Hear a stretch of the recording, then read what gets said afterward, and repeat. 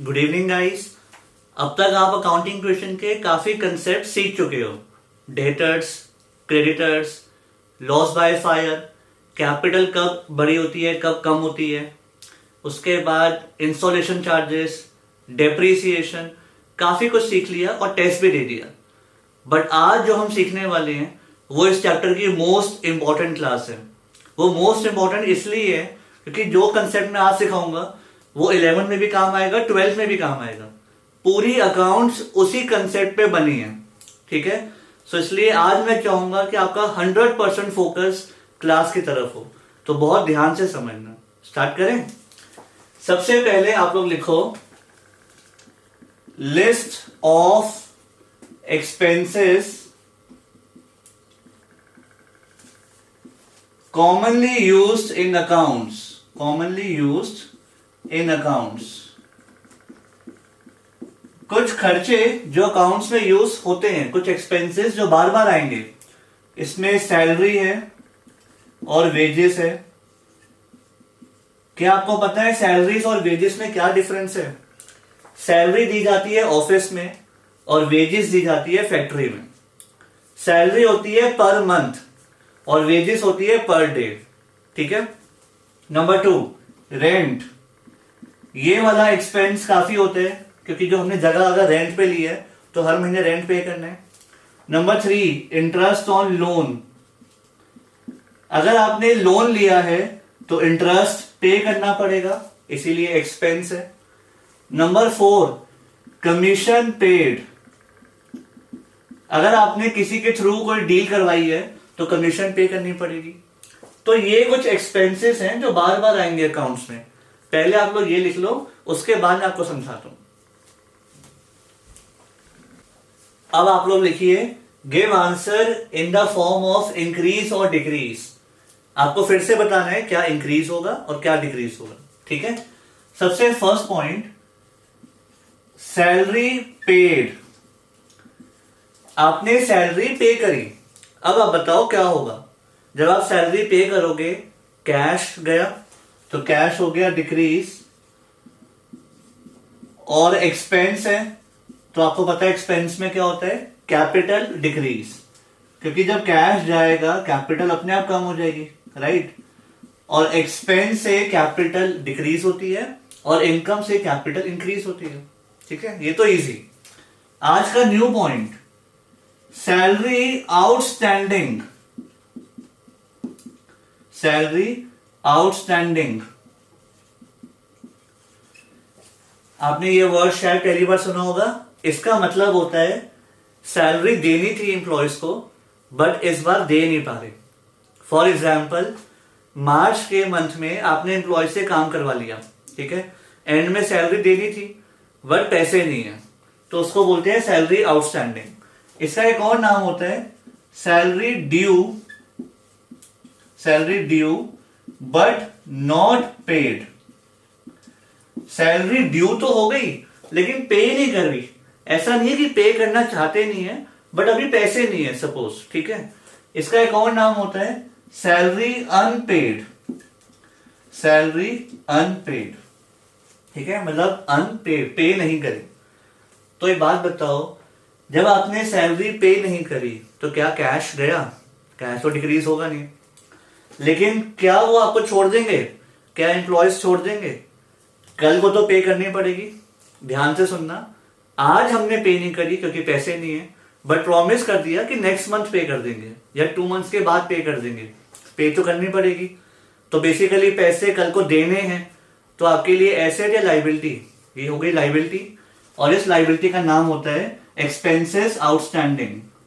For example, salary का खर्चा है तो सैलरी आउटस्टैंडिंग, ठीक है। ये आपके लिए हो गई लाइबिलिटी इंक्रीज। दोबारा सुनना, ये लाइबिलिटी क्यों है?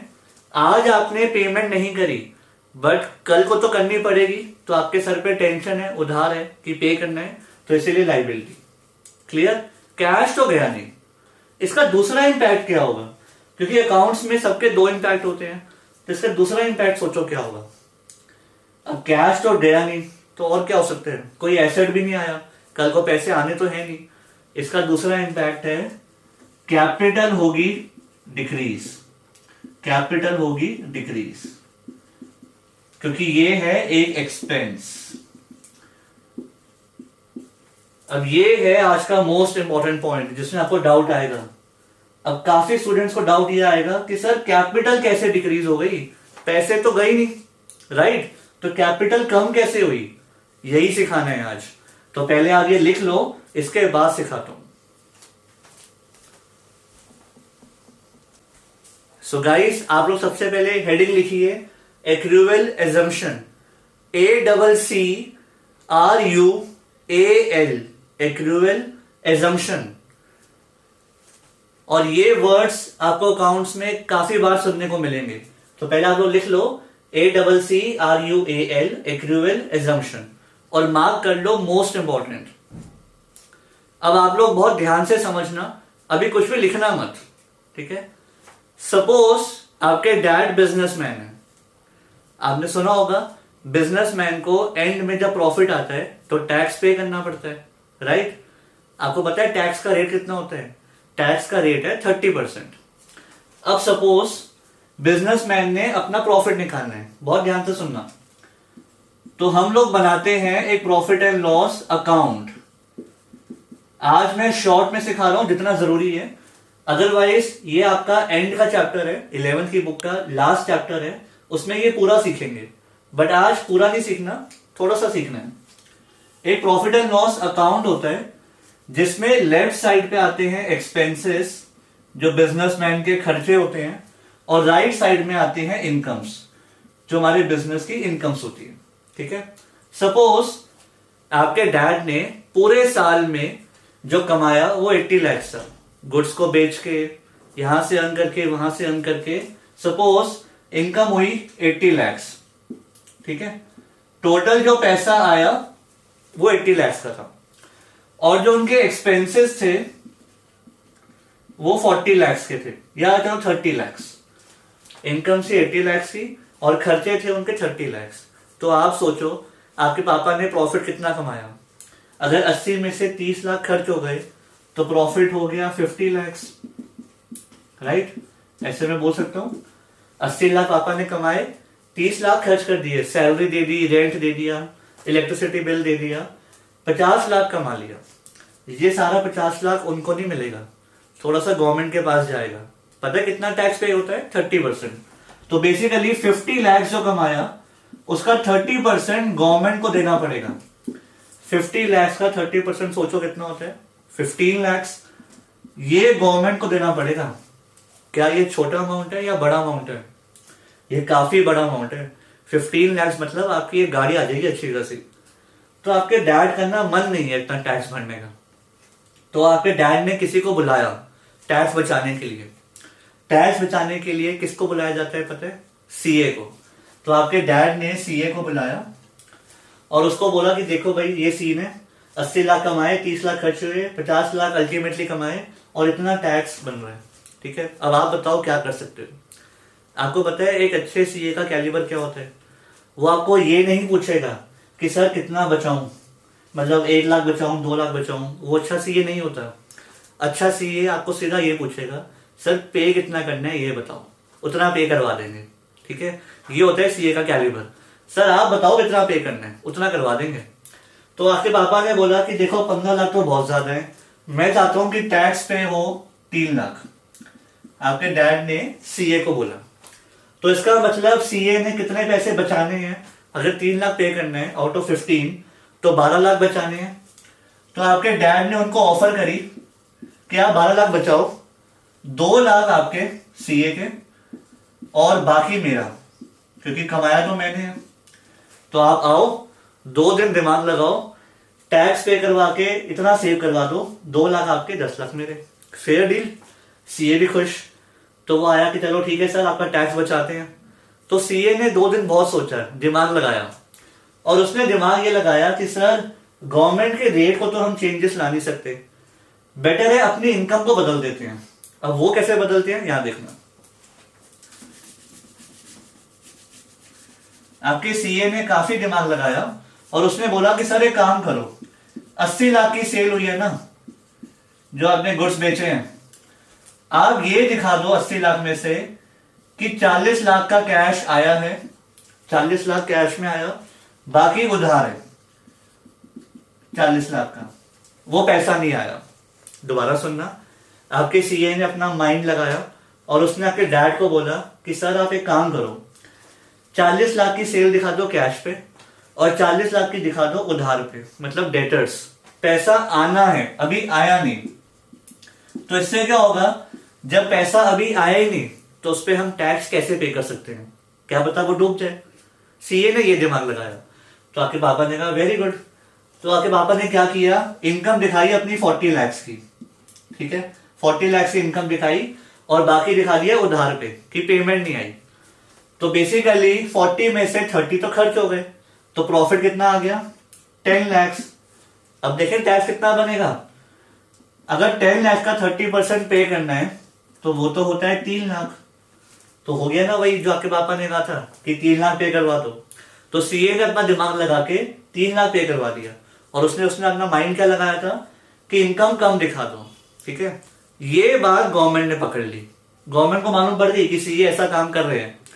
तो गवर्नमेंट ने बोला आपके डैड को, देखो भाई साहब, पैसा चाहे आए या ना आए, अगर आपने गुड्स बेच दिए तो इनकम दिखानी पड़ेगी, कंप्यूटर में रिकॉर्ड करना पड़ेगा, इनकम दिखानी पड़ेगी। क्योंकि गवर्नमेंट को भी पता है कि इंडियंस का तो ये बेस्ट बहाना है कि सर पेमेंट आ रही है, अटकी हुई है, जैसे ही आएगी ना आपको दे देंगे। ये तो इंडियंस का नंबर 1 बहाना है, गवर्नमेंट को ये बात पता है। तो उन्होंने कह दिया कि सर ये एक्सक्यूज नहीं चलेगा, आप कैश पे बेचो या उधार पे, ये आपकी हेडेक है। अगर गुड्स बिक गए तो जिस टाइम बिक गए ना उसी टाइम आपको पूरी सेल दिखानी पड़ेगी, आप 40 लाख की सेल नहीं दिखा सकते। क्लियर? तो पॉइंट क्या है, चाहे कैश पे बिके या उधार पे, जिस टाइम सामान बिक गया पूरा दिखाना पड़ेगा, ठीक है। एक तो ये हो गया। अब सीए ने कहा सर आपका टैक्स तो बचा नहीं ऐसे, चलो कुछ और दिमाग लगाते हैं। तो सीए ने अब कुछ और दिमाग लगाया, और वो क्या था वो भी ध्यान से सुनना।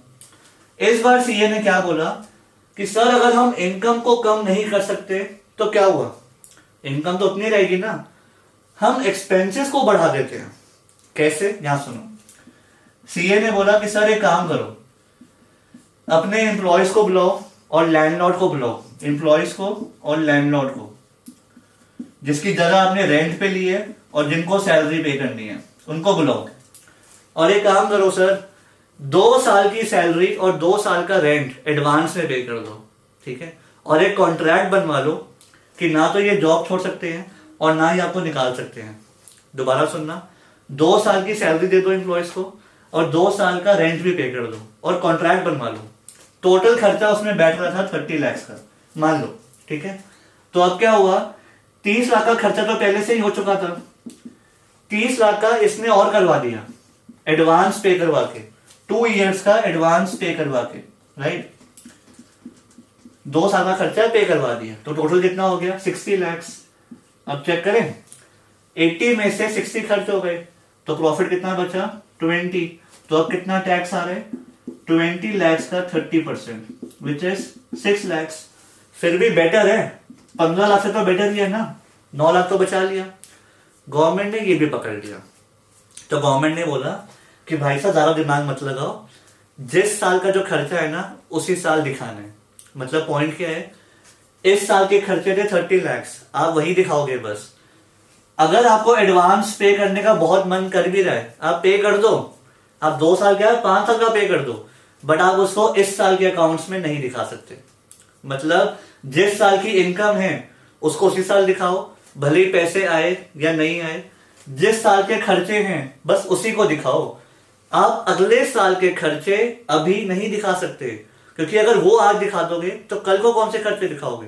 तो रूल बन गया, जिस साल के खर्चे हैं उसी साल दिखाओ, अगले साल के नहीं दिखाने, पिछले साल के भी नहीं दिखाने, और जिस साल की इनकम है उसी साल दिखाओ, भले ही पैसे आए या नहीं आए, ठीक है। तो ऐसे गवर्नमेंट ने बनाई एक्रूअल एजम्पशन। और एक्रूअल एजम्पशन क्या कहती है कि जिस साल की इनकम है वो उसी टाइम दिखानी है, भले ही पैसे आए या नहीं आए, जिस साल के एक्सपेंसेस है वो भी उसी साल दिखाने हैं। क्लियर? अब मैंने आपको ये क्यों सिखाया है पूरा, वो आपको अभी मालूम पड़ जाएगा। अब आप पहले ये थोड़ा बहुत लिख लो अपने लिए।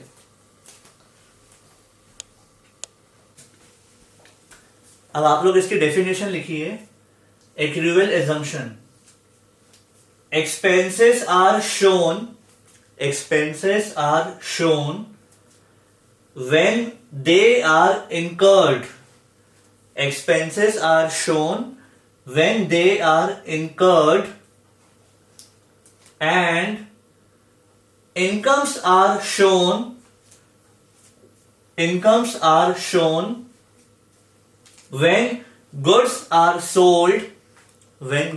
sold, or services are rendered.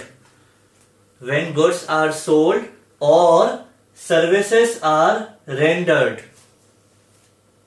Full stop. It is immaterial, IM फिर material, whether cash is received. It is immaterial whether cash is received or not. It is immaterial whether cash is received or not. ठीक है, अब इसका मतलब क्या है एक बार short में दोबारा समझते हैं। Expenses are shown when they are incurred, मतलब जब खर्चे ड्यू हो गए दिखा दो, भले पे किए या नहीं पे किए उसी टाइम दिखा दो।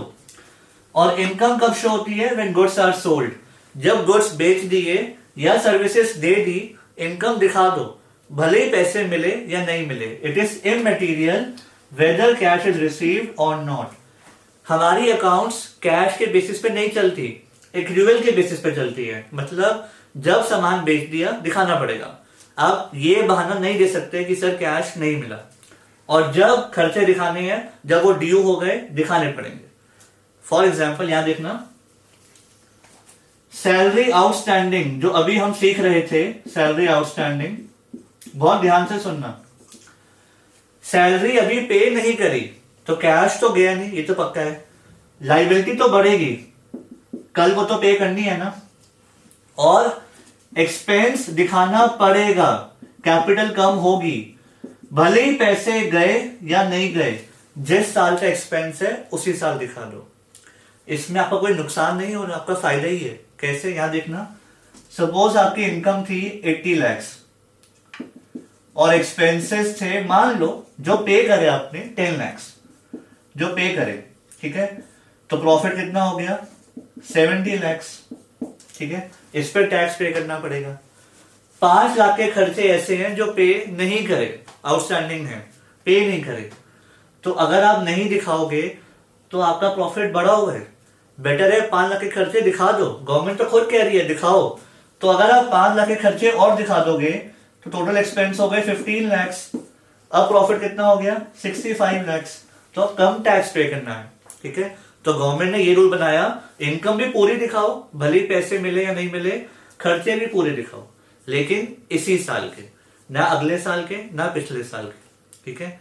एक और एग्जांपल देता हूं जो आप कर चुके हो बट आपने पूछा नहीं था। अब वो क्या है सुनो। Sold goods on credit costing 10,000 for 15,000। ध्यान से देखना, 10,000 के गुड्स उधार पे बेचे फॉर 15,000। इसमें क्या किया था आप लोगों ने? गुड्स में से माइनस किया था 10,000। 10,000 के गुड्स बेचे, क्या कैश आया? नहीं, उधार पे बेचे हैं, पैसे कल को आएंगे, तो मतलब डेटर हो गया 15,000। और अगर 10 के गुड्स 15 में बेचे तो प्रॉफिट कितना दिखाया था आपने? 5,000, राइट। अब सुनना ध्यान से, अगर आप 10 के गुड्स 15 में बेच रहे हो उधार पे, तो क्या पैसे आए?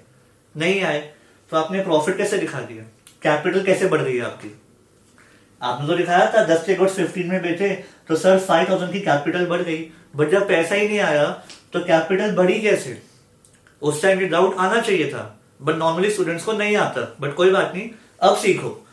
अगर 10 के गुड्स 15 में बेचे हैं, भले ही पैसे नहीं आए, प्रॉफिट दिखाना पड़ेगा, सेल दिखानी पड़ेगी, ठीक है। गवर्नमेंट ने ये बोला हुआ है, भले ही आपने उधार पे बेचे हैं, आपको दिखाना पड़ेगा अकाउंट्स में, इसीलिए हमने प्रॉफिट दिखाया, तभी तो सही टैक्स पे होगा, ठीक है।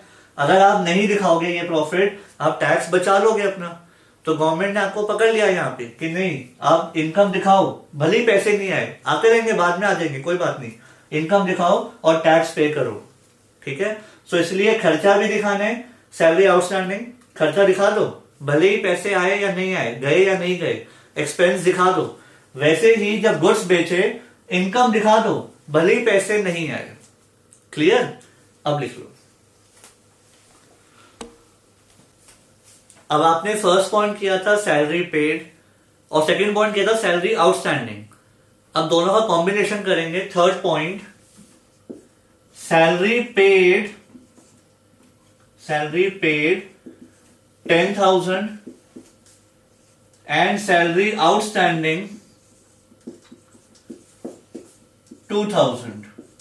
मार्क करो, वेरी इंपॉर्टेंट। और ये पॉइंट पहले आप ट्राई करो, टेक अ मिनट, पहले आप ट्राई करो, उसके बाद चेक करना।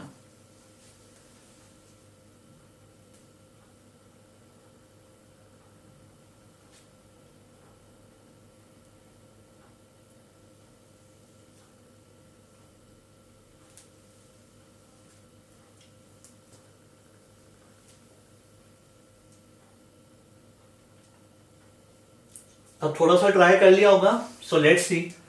जब आपके पास दो पॉइंट्स होते हैं ना, तो पहले आप अलग अलग कर लिया करो, उसके बाद साथ में किया करो। कैसे? यहां देखो, अगर हम बात करें सैलरी पेड की, तो क्या मैं ये बोल सकता हूं सैलरी पेड में कैश गया 10,000, कैश डिक्रीज कितना 10,000, और कैपिटल डिक्रीज 10,000, राइट? सैलरी जब पे करी, कैश गया, कैपिटल कम हो गई। और जब सैलरी पे नहीं करी, आउटस्टैंडिंग, तो कैश तो गया नहीं, लाइबिलिटी होगी इंक्रीज, कितनी 2,000। ठीक है, लाइबिलिटी हो गई इंक्रीज 2,000 और कैपिटल हो गई डिक्रीज 2,000। रीजन अभी बताया था, एक तो लाइबिलिटी है, कल को देने हैं, और कैपिटल तो दिखानी पड़ेगी, खर्चा दिखाना पड़ेगा, गवर्नमेंट ने बोला हुआ है जिस टाइम का है दिखा दो। अब दोनों को कंबाइन कर दो अकाउंटिंग क्वेश्चन की फॉर्म में, तो आप देखो कैश कितना गया 10,000, राइट? उसके बाद सैलरी आउटस्टैंडिंग लाइबिलिटी में है, तो सैलरी आउटस्टैंडिंग कितनी आ गई 2,000 लाइबिलिटी में। रीजन, कल को तो देने पड़ेंगे। और कैपिटल कितनी कम हुई, ये देखो 10,000 यहां पे, 2,000 यहां पे, टोटल कैपिटल डिक्रीज हुई 12,000। रीजन, जो 10,000 पे कर दिए वो तो एक्सपेंस दिखाना ही है, जो 2,000 पे नहीं करे वो भी एक्सपेंस दिखाना है, तभी तो सही टैक्स पे होगा। तो गवर्नमेंट ने आपको बोला हुआ है इक्विवेलेंट अजम्पशन फॉलो करनी है, मतलब एक्सपेंस तो दिखाना ही है, चाहे पे कर दिया तो भी, पे नहीं किया तो भी एक्सपेंस तो दिखाना ही है। क्लियर? तो ऐसे होगा। तो जब दो पॉइंट्स आते हैं, अगर आपको कंफ्यूजन हो रही है तो पहले आप अलग अलग कर लो, फिर कंबाइन कर दो। विद प्रैक्टिस आपको इतना आ जाएगा कि आप डायरेक्टली फिर कंबाइन कर लोगे। ठीक है, अब आप लोग लिख लो, फिर एक क्वेश्चन स्टार्ट करेंगे। सो गाइस, अब एक क्वेश्चन स्टार्ट करते हैं। क्वेश्चन डिस्प्ले हो रहा है, आप लोग पढ़िए।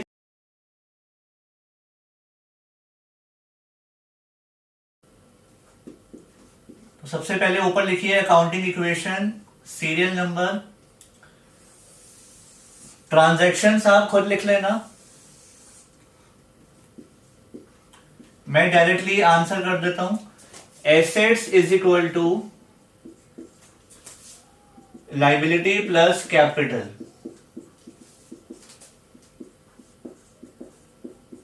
ठीक है, सो स्टार्ट करें। First point, started business with cash 50,000 and goods 30,000। तो बिजनेस स्टार्ट किया विद कैश 50,000 एंड गुड्स मतलब स्टॉक 30,000। टोटल कितना हो गया 80,000 capital. Second point, purchase goods for cash 30 and on credit 20। Total 50 के गुड्स खरीदे, तो गुड्स तो आ गए 50 के, जिसमें से कैश गया 30 एंड उधार पे लिया 20। उधार मतलब क्रेडिटर्स, कल को पे तो करने पड़ेंगे 20,000, राइट। सो बेसिकली 50 के गुड्स खरीदे, 30 कैश दिया, बाकी उधार। एक बार चेक कर लें, +50 -30 कितना होता है, +20 इज इक्वल टू, उस साइड कितना है, +20, मतलब इक्वल, ठीक है। सो अब न्यू इक्वेशन बन जाएगी 50 - 30 20 +80 इज इक्वल टू उस साइड +20 +80, ठीक है। थर्ड पॉइंट, सोल्ड गुड्स, 40 के गुड्स 55 में बेचे। क्या कोई नाम है, नहीं, तो मतलब कैश पे। सोल्ड गुड्स फॉर कैश, 40 के गुड्स 55 में बेचे। तो अगर आप 40 के गुड्स 55 में सेल करते हो तो 15 का होता है प्रॉफिट, और प्रॉफिट कहां आता है, कैपिटल में, राइट। फिर से न्यू इक्वेशन, तो ये हो गया 75 + 40 इज इक्वल टू उस साइड +20 +95, ठीक है। Next point, withdrew for personal use 10,000 आप घर ले गए तो कैश कम होगा, ड्रॉइंग्स और कैपिटल कम होगी। पर्सनल यूज के लिए घर ले गए तो आपकी जो यहां पे कैपिटल थी वो कम हो जाएगी। तो न्यू इक्वेशन हो गई 65 + 40 इज इक्वल टू +20 +85, ठीक है। इस क्वेश्चन का most important point, rent outstanding 2000। अब सुनना ध्यान से, रेंट आउटस्टैंडिंग है मतलब जगह आपने यूज कर ली, 1 महीने काम कर लिया, रेंट पे नहीं किया, तो कैश तो गया नहीं, बट कल को तो पे करना पड़ेगा ना, वो छोड़ेंगे थोड़ी आपको। तो रेंट आउटस्टैंडिंग आपके लिए लाइबिलिटी, बट क्रेडिटर्स में मिक्स नहीं करना, ये अलग है। ये तो वो है जिनसे गुड्स खरीदे, तो एक्सपेंसेस आउटस्टैंडिंग को अलग से लिखते हैं, ठीक है। तो एक कॉलम आ जाएगा एक्सपेंसेस आउटस्टैंडिंग, लाइबिलिटी के अंदर अलग से कॉलम आ जाएगा, और लाइबिलिटी आ गई 2000 की, ठीक है। दूसरा इंपैक्ट, खर्चा चाहे पे किया या नहीं पे किया, एक्सपेंस तो दिखाते ही है, तो कैपिटल में माइनस, रीजन आपका एक्सपेंस या लॉस, ये तो दिखाना ही पड़ेगा, ठीक है, भले पे नहीं किया। तो एक तो लाइबिलिटी आ गई और कैपिटल में से माइनस हो गया। अब चेक करें न्यू इक्वेशन, 65 + 40 + 20 + 2000 + 83,000, ठीक है। एक बार लास्ट में चेक कर लेते हैं क्वेश्चन मैच हो भी रही है या नहीं। 65 और 40 ये होता है 1,05,000, और उस साइड कितना है 22 + 83, तो ये होता है 1,05,000, मतलब मैच हो गया, ठीक है। ये आपको नीचे लिखना नहीं होता ऐसे 1,05,000 मत लिखा करो, ये बस चेक करने के लिए होता है, रफ में लिखा करो, ठीक है। एक बात ध्यान रखना, बस रेंट आउटस्टैंडिंग को क्रेडिटर्स के साथ क्लब नहीं करना, अलग से लिखना है, ठीक है। अब आप लोग लिख लो। सो गाइस आज के लिए इतना ही। अब मैं आपको कुछ क्वेश्चन होमवर्क में दे रहा हूं, वो आप ट्राई कर लेना, फिर नेक्स्ट क्लास में टैली कर लेंगे, ठीक है। सो बाकी आप नेक्स्ट क्लास में करेंगे। इस क्लास को एक बार रिवाइज जरूर कर लेना, स्पेशली एक्यूरेल अजम्पशन को, ठीक है गाइस। C you.